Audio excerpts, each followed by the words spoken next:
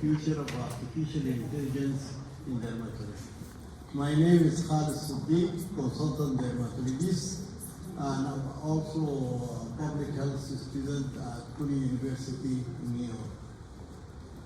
So we are seeing this picture, this doctor is sleeping and artificial intelligence is working.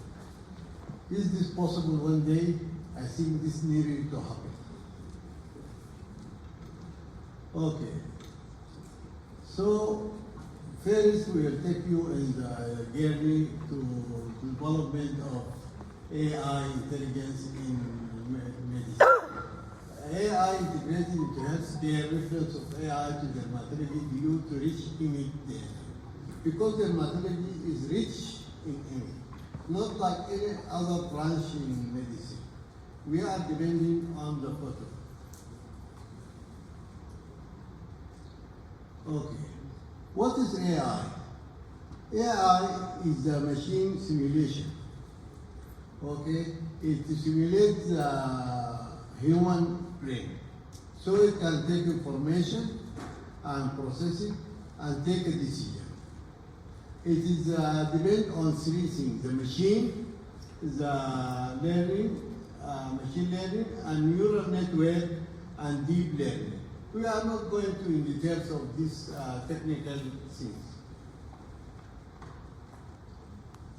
AI is the early exploration in life science, advancing computing power, leading to AI application in dermatology. But before dermatology, they started in radiology, histopathology, and as I told, dermatology specifically is rich in image, so it became suitable for AI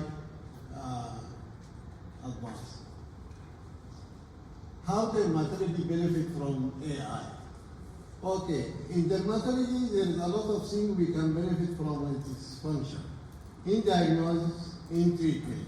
We can give it photo and ask him to give us a differential diagnosis or what is your diagnosis. And if we are given a history or investigation, as that we are upload this result, we can get better result.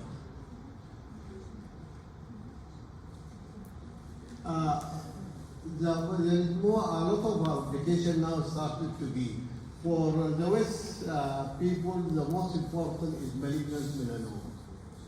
So they are afraid of it, and because there is a shortage of dermatologists everywhere. Yeah, in the United States, if you want to meet a dermatologist, you have to wait maybe 2 or 3 months. And even in some rural areas, there is no even dermatologist.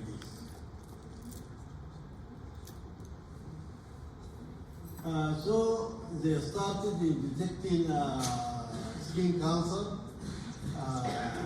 and also other skin conditions. Also, you can make differential or ask for the treatment or what is the future of this. So we'll take a case study, AI in melanoma. There is one study done in Holland for patients with skin cancer or benign tumor and with general GB. So they find the diagnosis of the AI is more accurate than most GB diagnosis. So it saves time and saves life for this patient. So now the program called the Skin Vision. The Skin Vision is more than 90% specificity and in diagnosis of malignant melanoma.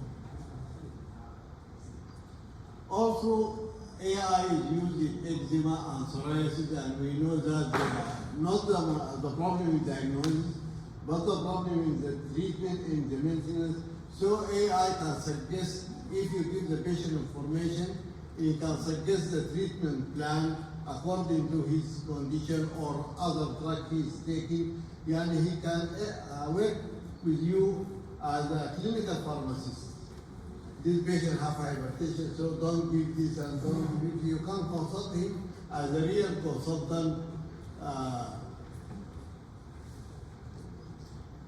In histopathology, Also, it is very easy, not like a dermatology image. Because in dermatology image, there is a lot of diversity of skin color, of photo quality, and all this. But for histopathology, it is all more easy, and we know that we are deficient in dermatopathology. So we can take the AI and get it to the AI to give us more information about it. Also AI now in dermatology, and I expected that within 1 or 2 years, you will just point the dermoscope, it will give you the result and what is the patient he has. You don't have to go and see what is this or this. He can give you the answer immediately. Okay, there is an important thing for AI in dermatological education, and especially for registrar. It can be your private tutor. Instead of going to a private, you can, okay, for example, just ask him to tell you about update in biological treatment. He will give you the full details. And make sure that all his reference is up to date. And his reference is Rook, Fitzpatrick, and most of them. Okay, when he gives you then you read it, okay, now make for me 10 questions, MCQs. 4 easy, 3 intermediate, and 3 difficult. And don't give me the answer. Okay, I just forget one thing. Some people, they are telling that ChatGPT will not give you. You have to tell him who you are. You have to show to whom he is talking. The first thing you have to tell him, I am Dr. Jamal, okay, a dermatologist. So whenever I ask you a question, please answer me scientifically. But if you go and ask about psoriasis and you don't know who you are, he will just answer you an answer to the general population. He will not answer you. But when he knows that you are Dr. Jamal and you are a professor in dermatology, he will give you the scientific answer, and that according to your knowledge. And even if you are taking it for your child or tell me about malaria for 5th grade student, it is different. Or tell me about the heart for 4th grade school. Okay, tell me about the heart for medical student. So the answer is different. This is called persona. Persona بتاعت المتلقي وبرسونا بتاعت هو asking. فلازم انت تحدد بعد ده برضه ممكن تاني يعمل لك كيسز تنمي يعني سيناريو and he will ask you to solve it and you are telling him then you will that day when friends he sent me some photo for a lesion in the face. So I give it and he give differential diagnosis. Then I said I will try to tell him, this is not tuberous sclerosis. As if he is telling me, you are assuming. How is tuberous sclerosis will be here? Yeah, even he give it in details. And why, when I told this is tuberous sclerosis, he told me no. Because tuberous sclerosis is not like this, not like this, it's not common in the face, it's not like all the answers. But we have to make sure. AI, sometimes there is have a hallucination. It give answer from his own mind. So we have to make sure of our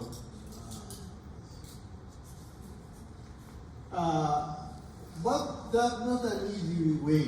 There is a challenge. Data quality and diversity issue. Most of the study done till now, it is in white people. So there is a problem in the diversity.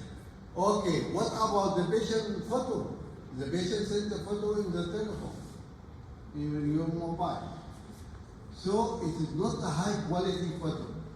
But for that reason, there is another program, it can upscale this photo to make it more professional. So it is for this, all these things, they will start to make multi-model. Yani let us make one in United States, one in Europe, so it can make better diagnosis. And in this time, I request the Arab Union that to start its own model. That because we have a lot of doctors, we have millions of photos, we can all introduce this photo and start a new project which can be added to the potential of AI with predictive analytics and integration with future prospect technology. We can democratize dermatology care globally. So we are not waiting for them to give us the information. Let us start our own AI project. We have to take the ethical consideration about patient privacy, data security, and all these things we have, and also about the law. What is the role of the law? Can I open online clinic with AI? Or we have to take all these into consideration because this will be in the soon is a good chance for it. So, in conclusion, AI is revolutionizing dermatology, improving skin cancer detection, personalized treatment for eczema, and also using histology and dermatology. And we have to consider legal. And before asking any question, I'm asking you what we have to do in this branch. This is a new branch. We can add a lot of things on it, and that's go on.